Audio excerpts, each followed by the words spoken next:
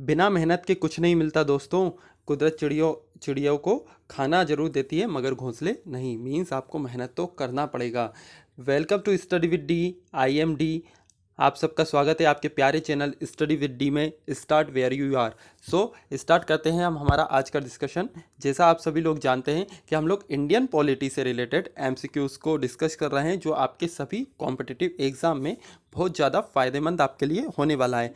सो start करते हैं हमारा डिस्कशन और देखते हैं आज का मोटिवेशनल मंत्र। आज का मोटिवेशनल मंत्र है, जिंदगी जीना आसान नहीं होता, बिना संघर्ष के कोई महान नहीं होता, जब तक ना पड़े हथौड़े की चोट पत्थर भी भगवान नहीं होता। मीन्स आपकी जो ज़िंदगी है वो जो लाइफ है वो आसान नहीं है। उसके लिए आपको यदि कुछ अचीव करना है तो आपको आपके कंफर्ट जोन से बाहर निकलना पड़ेगा, तब जाकर आप कुछ बन पाएंगे।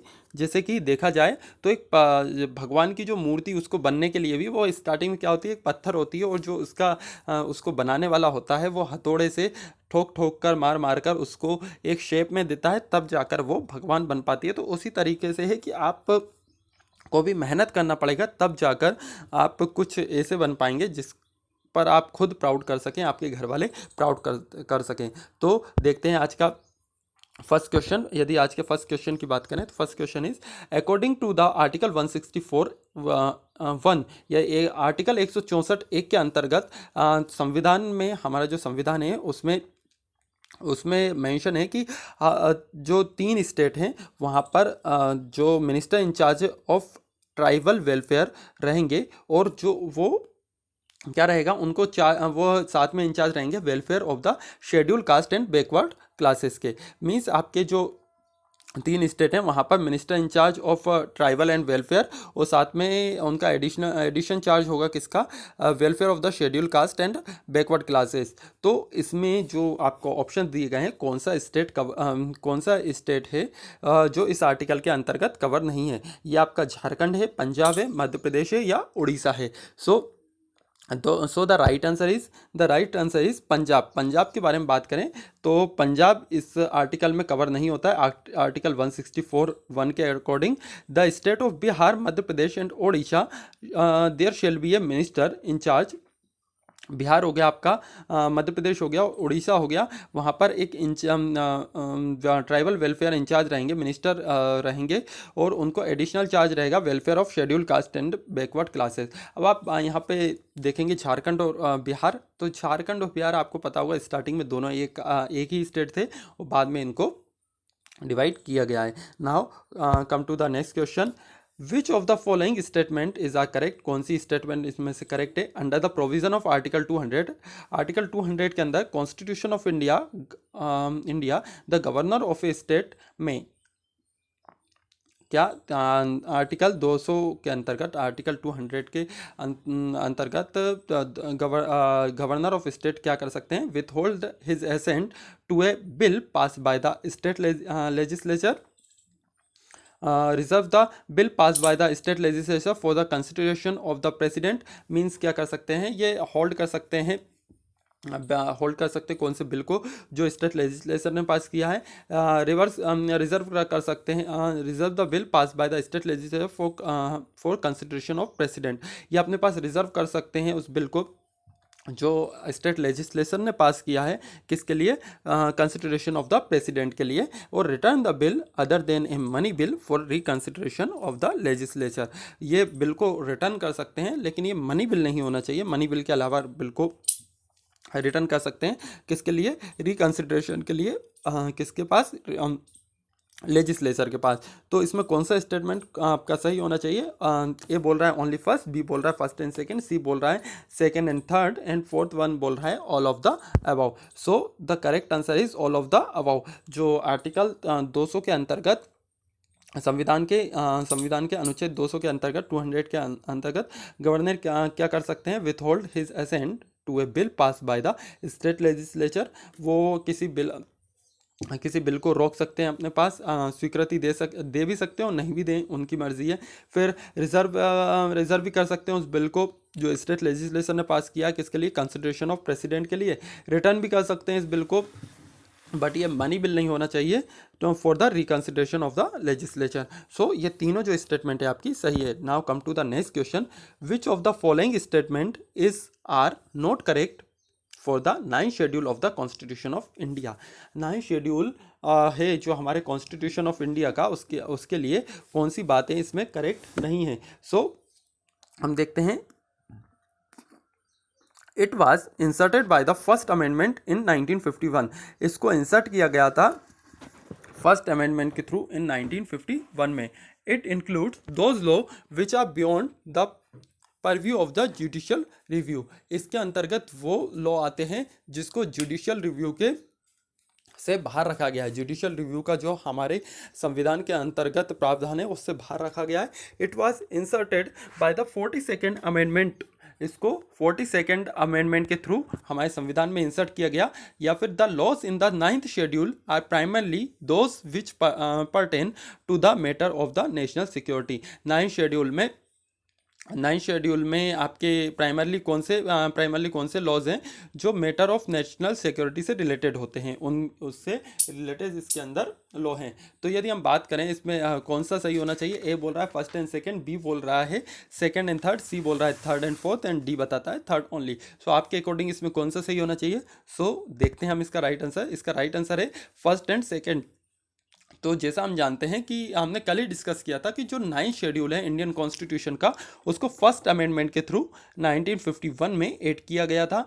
और इसमें जो रहता है, it include those law which are beyond the purview of the judicial review. इसमें वो लॉज रखे गए थे जो जुडिशियल रिव्यू के बाहर थे। यदि हम हमारे कॉन्स्टिट्यूशन के 9th शेड्यूल की बात करें, जब इसको 1951 में जोड़ा गया था, इसको रखा गया था, तो इसके अंदर 13 अधिनियम थे आपके। लेकिन यदि हम 2016 तक की बात करें तो वर्तमान में इनकी संख्या कितनी हो गई, 282 हो चुकी है वर्तमान में इनकी संख्या। तो इसमें क्या क्या आपका कवर 282 इसमें उन्होंने कवर कर लिए हैं जो अधिनियम है। और फिर बात करते हैं द 9th शेड्यूल जो ऐड किया गया था, फर्स्ट अमेंडमेंट हुआ था जैसा हमने डिस्कशन किया 1951 में, to protect the law include in it from judicial scrutiny on the ground of the violation of the fundamental right। Means इसमें वो चीज़ें डाल दी गई थी कि उनका आप जुडिशियल रिव्यू नहीं कर सकते, जो ground of the violation of the fundamental right के बेसिस पे आप उनको जुडिशियल रिव्यू नहीं करेंगे। However in 2007 supreme court rule that the laws include in it after 24 April 1973 are now open to judicial review. 2007 में सुप्रीम कोर्ट ने ये कहा कि 24 अप्रैल 1973 से ये जो 9th शेड्यूल है ना, 24 अप्रैल 1973 से वो ओपन है किस चीज़ के लिए, जुडिशियल रिव्यू के लिए। और ये 24 अप्रैल 1973 ये डेट इतनी इंपॉर्टेंट क्यों है, ये सब आप मुझे कमेंट बॉक्स में बताएंगे। Now come to the next question, which of the following is not true of article 32 of the Indian constitution. Article 32 के अकॉर्डिंग कौन सी बात ट्रू नहीं है। It gives the Supreme Court and the High Court the power to issue writs for the enforcement of the fundamental right। क्या कर सकता है इसके अंतर्गत सुप्रीम कोर्ट और हाई कोर्ट क्या कर सकता है, रिट इशू कर सकते हैं enforcement of the fundamental right. और it is include in part 3rd of the Indian constitution and is therefore itself a fundamental right. इसको हमारे संविधान के भाग 3 में पार्ट 3 में क्या किया गया, इंक्लूड किया गया है। तो ये ऑटोमेटिक फंडामेंटल राइट हो गया। डॉक्टर अंबेडकर ने इसको soul of the Indian constitution कहा है। और हम बात कर सकते हैं, फोर्थ बोल रहा है, an aggrieved person has no right to complain under article 32 where a fundamental right has not been violated. So कौन सा इसके अकॉर्डिंग आपके हिसाब से करेक्ट नहीं होना चाहिए। सो करेक्ट नहीं है उसको हम देखते हैं। इसका जो इसमें जो स्टेटमेंट इनकरेक्ट है वो है आपकी डी वाली जो स्टेटमेंट है आपकी वो इनकरेक्ट है। An aggrieved person has no right to complain under article 32 where a fundamental right has not been violated. Means आप बात करोगे तो एग्रीव्ड पर्सन है उसको भी हमारे जो कॉन्स्टिट्यूशन में आर्टिकल 32 के अकॉर्डिंग राइट है कि fundamental right has not been violated, कि उसका जो फंडामेंटल राइट है वो वायलेट नहीं किया जाए। हाँ, कुछ कुछ किए जा सकते हैं लेकिन सभी उसके वायलेट नहीं किया जा सकते। और यदि हम आर्टिकल 226 की बात करें तो अकॉर्डिंग आर्टिकल 226 हाई कोर्ट क्या कर सकती है, High Court can issue these writs not only for the purpose of the enforcement of the fundamental right, but also for the redress of any other injury, illegality owing to the contravention of the ordinary law. So article 226 के according क्या कर सकती है, high court भी आपका क्या बोलते हैं रिट्स इशू कर सकती है। Now come to the next question. The sixth schedule of the Indian Constitution contains provision for the administration of tribal areas. Sixth schedule के अंतर्गत जो प्रोविज़न दिए गए हैं एडमिनिस्ट्रेशन ऑफ ट्राइबल एरिया, तो कौन सा स्टेट इसमें कवर नहीं है। कल ही हमने इसके बारे में बात किया था कि सिक्स्थ शेड्यूल के अंदर कौन सा नॉर्थ ईस्टर्न स्टेट क्या है इंक्लूड नहीं है। क्या है इसमें, असम है, मणिपुर है, मेघालय या त्रिपुरा।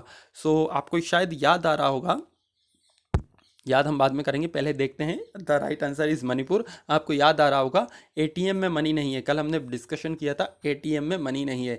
ए for Assam, T for Tripura, M for Meghalaya और एम फॉर मिजोरम। और एटीएम में मनी नहीं है मतलब मणिपुर उसमें इंक्लूड नहीं किया गया है। तो सिक्स्थ शेड्यूल में क्या नहीं है, मणिपुर नहीं है। Now come to the next question. The two provision of Constitution of India that most clearly express the power of judicial review are, power of judicial review जो एक्सप्रेस करते हैं वो कौन कौन से हैं। Article 21 and article 446, article 32 and article 226, article 44 and article 152, article 17 और article 143। इसमें कौन से आर्टिकल में जुडिशियल रिव्यू को एक्सप्रेस किया गया है, बताया गया है। तो बात करते हैं, the right answer is article 32 and article 226, article 32 और आर्टिकल 226। तो यदि हम बात करते हैं तो legislature, executive and judiciary under the constitution are to exercise power with check and balance. जो आपकी हमारे जो कॉन्स्टिट्यूशन है ना, उसमें जो लेजिस्लेचर है, एग्जीक्यूटिव है और जुडिशरी है, ये क्या करते हैं, एक दूसरे के साथ में चेक एंड बैलेंस करते हैं पावर का। मीन्स मान लीजिए लेजिस्लेशन में ने कोई ऐसा लॉ बना दिया, लेजिस्लेशन ने कोई ऐसा लॉ बना दिया जो फंडामेंटल राइट या फिर किसी भी तरीके से मतलब वायलेशन करता हो संविधान की सीमाओं का, बेसिक स्ट्रक्चर का, तो तुरंत जो हमारी जुडिशरी है, सुप्रीम कोर्ट है, उसको चेक एंड बैलेंस करने का काम कर देगी। But not in water tight rigid mould.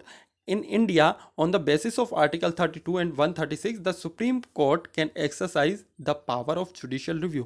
India की बात करें तो आर्टिकल 32 और 136 के अकॉर्डिंग जुडिशियल रिव्यू कर सकती है हमारी सुप्रीम कोर्ट। आर्टिकल 32 की हमने बात, आर्टिकल 32 की यदि हमने बात की थी तो आपका देखना, आर्टिकल 32 की आप बात करोगे तो कॉन्स्टिट्यूशनल रेमेडाइज हो गया, और फिर आप जुडिशियल रिव्यू के में जाओगे तो 136 के अकॉर्डिंग आपकी सुप्रीम कोर्ट भी हो गई, और 226 में रिट्स इशू कर सकती है कौन कर सकती है, हाई कोर्ट। अभी हमने डिस्कशन किया था।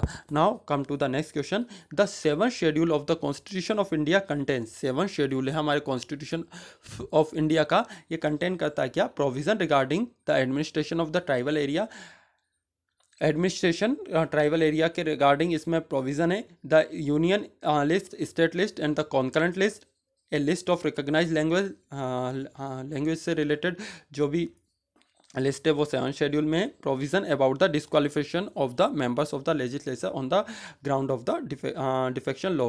मीन्स जो आपका डिस्क्वालिफिकेशन होता है मेंबर ऑफ लेजिस्लेचर का on the grounds of the defection, ये सेवन शेड्यूल में इनमें से क्या कवर किया गया है। सो the right answer is the union list, state list and the concurrent list. यदि स्टेट यूनियन और कॉन्करेंट लिस्ट की बात करें तो ये सेवन शेड्यूल के अंतर्गत हमारे किसमें, संविधान में रखी गई है। और जैसा हम कई बार डिस्कस करते हैं कि सेवन शेड्यूल में 3 लिस्ट हैं, स्टेट लिस्ट पे स्टेट लॉ बनाएगा, यूनियन लिस्ट पे यूनियन लॉ यानी सेंट्रल लॉ बनाएगा, और कॉन्करेंट लिस्ट में दोनों बना सकते हैं। सो अभी बात भी की जा रही थी कि जो हेल्थ है, हेल्थ को स्टेट लिस्ट से निकाल कर किस में, यूनियन सेंट्रल लिस्ट में डाल देना चाहिए। और आपने देखा होगा जो 42nd अमेंडमेंट हुआ था उसमें जो हमारी जो एजुकेशन थी उसको स्टेट लिस्ट से निकाल कर किस में कॉन्करेंट लिस्ट में डाल दिया गया, और उसके बाद एजुकेशन पॉलिसी लाई गई 1968 की हो गई आपकी, 1986 में सेकंड एजुकेशन पॉलिसी आई, और अब 2020 में आई थी हमारी नेशनल एजुकेशन पॉलिसी। तो इस तरीके से हमने देखा। और यदि हम बात करें ट्राइबल एरियाज़ की बात करें तो ट्राइबल एरियाज़ आपका 6 शेड्यूल में आ गए। रिकग्नाइज लैंग्वेज आप कौन से शेड्यूल में आती है ये लोग आप बताएंगे, और उसमें कितनी लैंग्वेज हैं, स्टार्टिंग में कितनी लैंग्वेज थी और बाद में अमेंडमेंट के थ्रू कितनी लैंग्वेज इसमें डाली गई, तो ये आपको बताना है, और ये कौन सा शेड्यूल है। और provision about the disqualification of the member of legislature on ground of defection, ये कौन सा आ गया आपका, ये कौन सा शेड्यूल होना चाहिए, ये भी आप बताएंगे। तो आपके लिए 2 होमवर्क क्वेश्चन है। रिकॉग्नाइज लैंग्वेज मींस लैंग्वेज कौन से शेड्यूल में रखी गई है, और जो एंटी डिफेक्शन लॉ है आपका वो कौन से शेड्यूल में रखा गया है। नाउ कम और ये जो आपका 7 शेड्यूल है ये किसके अंतर्गत आता है, आर्टिकल 246 के अंतर्गत आता है। Now come to the next question. Article 368 of the constitution of India deals with, आप देखेंगे ये एनडीए में पूछा गया क्वेश्चन है। ये जो हम क्वेश्चन कवर कर रहे हैं हमारे वीडियोस में, ये कुछ तो एग्ज़ाम में पूछे जा चुके हैं और कुछ पूछे जाएंगे, पूछे जा सकते हैं, मींस पूछे जाएंगे मींस पूछे जा सकते हैं। और ये इसलिए भी इंपॉर्टेंट हो जाता है, जो मींस आप देखेंगे नेशनल लेवल के एग्ज़ाम होते हैं जो उसमें जो क्वेश्चन पूछे जाते हैं फिर उनको फ्रिक्वेंटली आप देखोगे तो आपके नॉर्मल एग्ज़ाम होते हैं, वनडे टाइप एग्ज़ाम, वहाँ पे उसको पूछ लिया जाता है। स्टेट पीसीएस हो गया आपका, रेलवेज हो गया, वहाँ पर इसको पूछ लिया जाता है। आर्टिकल 368 की बात करते हैं। Article 368 of the constitution of India deals with the power of the parliament of India to amend the constitution, means power बताती है पार्लियामेंट की कॉन्स्टिट्यूशन को अमेंड करने के लिए। फाइनेंशियल इमरजेंसी को बताती है। Reservation of seats for schedule caste and schedule tribes in the Lok Sabha, या फिर official language of union of India, कौन सा डील करता है आर्टिकल 368, इनमें से किसके साथ डील करता है। तो so the right answer is the power of the parliament of India to amend the constitution, means जो किस तरीके से आप कॉन्स्टिट्यूशन को अमेंड करेंगे। कॉन्स्टिट्यूशन अमेंडमेंट संविधान संशोधन करना, संविधान का संशोधन किस आर्टिकल में बताया गया है, किस अनुच्छेद में बताया गया है, आर्टिकल 368, आर्टिकल 368 में इसको बताया गया है। Now come to the next question. Under which article of Indian constitution president of India enjoys power to withhold the assent on money bill on any bill, sorry। सो जो स्वीकृति दे सकते जो किस आर्टिकल के अकॉर्डिंग, भारतीय संविधान के किस आर्टिकल के according president of India power enjoy करते हैं, किसका किसी भी बिल को होल्ड करने की या फिर स्वीकृति देने का जो भी उनके पास पावर है, किस आर्टिकल के अंतर्गत आती है। आर्टिकल 63, आर्टिकल 108, आर्टिकल 109 और article 111। So the right answer is article 111। Article 111 के अकॉर्डिंग क्या होता है, when a bill is passed by both the house of the parliament, कोई बिल पास किया गया है दोनों हाउसेस ऑफ द पार्लियामेंट के, it will be presented to the president, इसको किसके पास भेजा जाएगा, दोनों हाउस से पास करने के बाद प्रेसिडेंट के पास, फॉर हिज असेंट, उनकी स्वीकृति के लिए। Now president will decide whether to give in his assent to the bill और विथ होल्ड हिज असेंट। तो वहाँ पे जाकर अब प्रेसिडेंट डिसाइड करेंगे कि उनको क्या करना है, इस बिल को स्वीकृत करना है या फिर इसको होल्ड करके अपने पास में रखना है। Now come to the next question. Under which one of the following article of Indian constitution the legislative assembly is allowed to resolve for the creation of the legislative council, for the creation of the legislative council, कौन सा article है जिसमें Indian constitution का कौन सा article है जो बताता है कि जो हमारी लेजिस्लेटिव असेंबली है वो क्या कर सकती है, रिजॉल्व और क्रिएट कर सकती है लेजिस्लेटिव काउंसिल को। सो इसका आंसर मैंने मेंशन नहीं किया है, इसका आंसर आपको देना है। चलिए छोड़ते हैं, आप नहीं, पहले मैं ही बता देता हूँ। तो इसका आंसर है 169। इसका जो करेक्ट आंसर है आपका, इसका करेक्ट आंसर है 169। आर्टिकल 169 के अकॉर्डिंग जो लेजिस्लेटिव असेंबली है हमारी, वो क्या कर सकती है, वो लेजिस्लेटिव काउंसिल को डिसोल्व कर सकती है या क्रिएट कर सकती है, लेकिन इसके लिए विशेष बहुमत 2/3 2/3 बहुमत होना आवश्यक है, और फिर इसमें जो भी निर्णय होगा वो संसद का निर्णय होता है। सो ये था हमारा आज का प्यारा सा डिस्कशन। आई होप आप लोगों ने इसको एंजॉय किया होगा। यदि आप एंजॉय करते हैं तो आप इसे हमारे चैनल को सब्सक्राइब कर सकते हैं, शेयर कर सकते हैं, कमेंट कर सकते हैं, और जो क्वेश्चन पूछा है उसके आंसर आप कमेंट कीजिए। साथ में मैंने एक और वीडियो हमारी इस चैनल पे ऐड हुई है जिसमें वर्ल्ड प्रेस फ्रीडम इंडेक्स के बारे में बताया है, उसे भी आप जाकर एक बार देखिए। काफ़ी कुछ आपको उसमें समझ में आएगा। बहुत अच्छी तरीके से एनालिसिस करने की मैंने उसमें कोशिश की है। आप हमें ज्वाइन कर सकते हैं टेलीग्राम पे स्टडी विद डी, और फेसबुक पेज को भी आप लाइक कर सकते हैं study with D. So safe रहिए, समझदार रहिए। समझदार मीन्स कोरोना के नियम का पालन कीजिए, और अपना जो आपका एम है उसको अचीव करने के लिए मेहनत करते रहिए। Thank you for watching. Have a great day.